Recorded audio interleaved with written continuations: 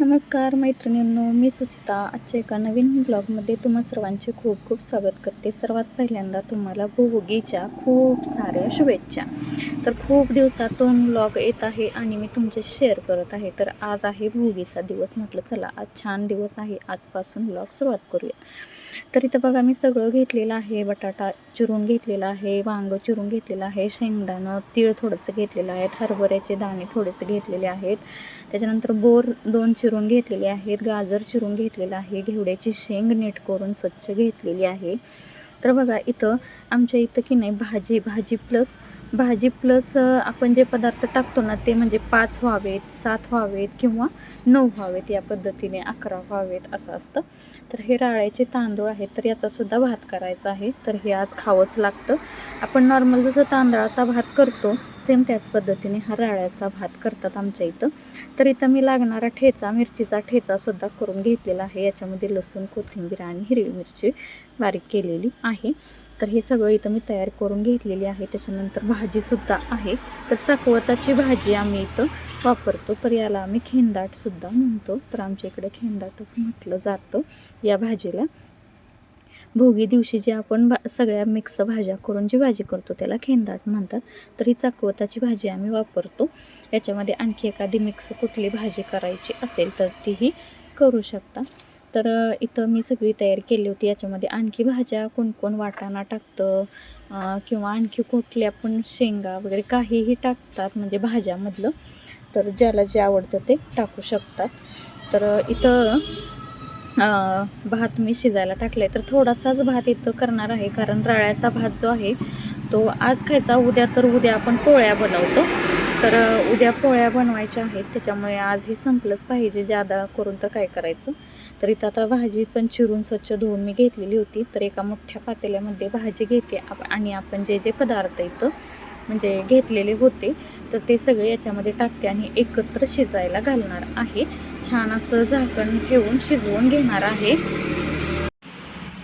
तर इथं मोठं पातेलंच घेतलेलं आहे. काय होतं म्हणजे भाजी शिजताना ना पाणी उतू जाऊ नये आणि त्यामुळे भाजीतलं सगळी पोषक तत्वे बाहेर सांडू नयेत यासाठी मोठंच पातेलं घ्यायचं आणि सगळं याच्यामध्ये मग टाकते. तर उद्या आहे मकर संक्रांत. तर तुमची मकर संक्रांतीची तयारी झाली का मैत्रिणींनो? तर नक्की मला कमेंटमध्ये सांगा आणि व्हिडिओ जास्तीत जास्त शेअर करा. आणि बघा तुम्ही व्हिडिओ बघताय आणि लाईक करायचं विसरून जाताय, तर लाईक तेवढं नक्की करा मैत्रिणींनो. लाईक करायला काही म्हणजे वेळसुद्धा जात नाही, पैसेही लागत नाही. तर लाईक करा. तर इथं मोठ्या पातेल्यामध्ये मी भाजी शिजत घातली, सगळ्या भाज्या एकत्रच. आणि याला नंतर मग मी काय करणार, फक्त म्हणजे फोडणी देणार. तेलामध्ये जिरेपूड थोडीशी टाकणार आणि आपण जे वाटण केलेलं आहे तर ते सुद्धा टाकणार. एवढंच फक्त फोडणीत घालायचं आहे. खूप छान भाजी लागते तीळ लावलेल्या बाजरीच्या भाकरीबरोबर. तर इथं भातसुद्धा शिजलेला होता आणि इथं मी आता ते शिजलेली भाजी आहे ते एका परातीमध्ये काढून घेते आणि छान असं मॅश करून घेते. त्याच्यामुळे भाजी जी आहे ना एकसारखी होते, पातळ वगैरे दिसत नाही. तर सगळ्या भाज्या छान शिजलेल्या होत्या आणि एकदम पौष्टिक आहे बघा हे.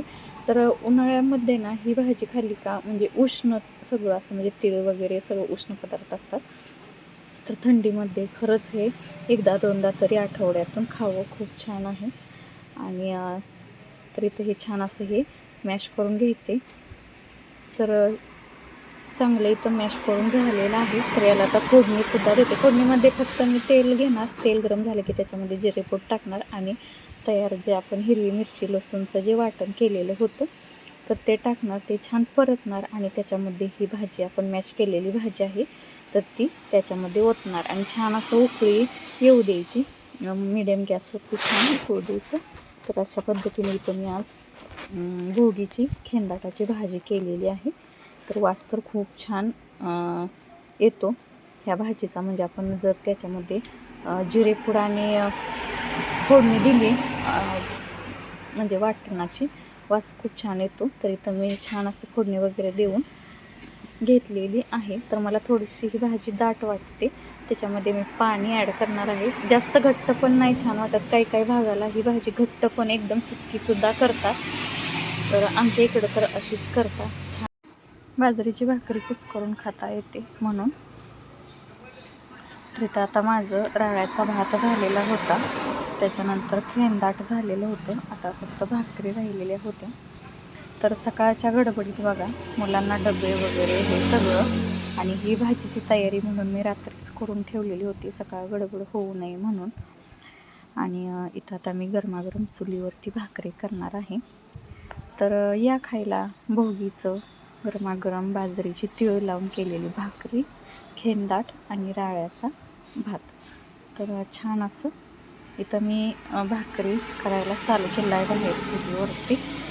तर कसा वाटला आजचा व्लॉग मैत्रिणींनो? आवडल्यास लाईक, शेअर आणि सबस्क्राईब करायला विसरू नका. वेळात वेळ काढून व्हिडिओ पाहिल्याबद्दल मनापासून धन्यवाद.